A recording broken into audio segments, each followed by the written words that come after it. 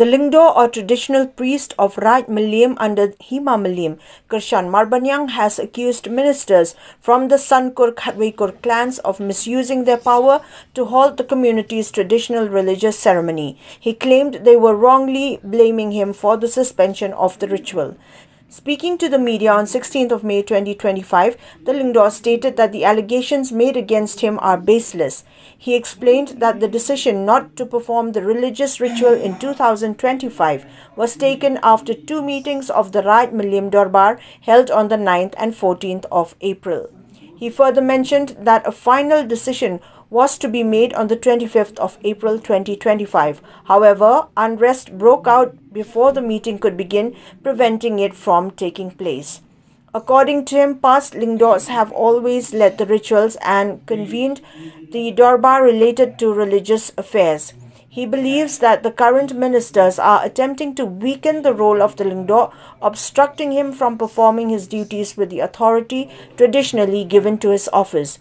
He warned that such interference not only challenges the role of the Lyngdoh but also threatens the cultural and spiritual fabric of the Raj Mylliem community.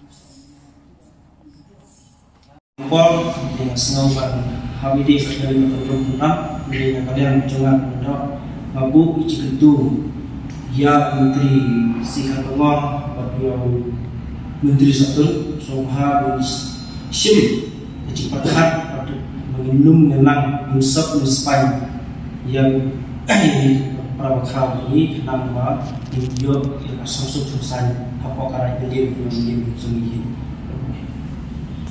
Aku hari apa snow nak kalian jangan ada kena bagi Mylliem yang kata apa nyat Mylliem asal jurusan kita yang hangat Lyngdoh Mylliem yang adalah bagi benda yang nak kita cakap teh apa itu semua ais beli pun kita kita lagi persiapan nak kita yang bagi nak puasa nak senang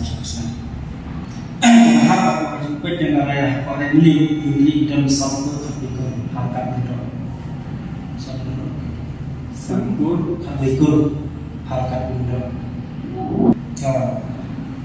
makan untuk sisa kita Lyngdoh berbaik perkara hingga berpenjat dari otoriti hukum dari yang ada berjalan harus dikasih dari Islam kalau Lyngdoh berat teman tim air dia katakan cerita yang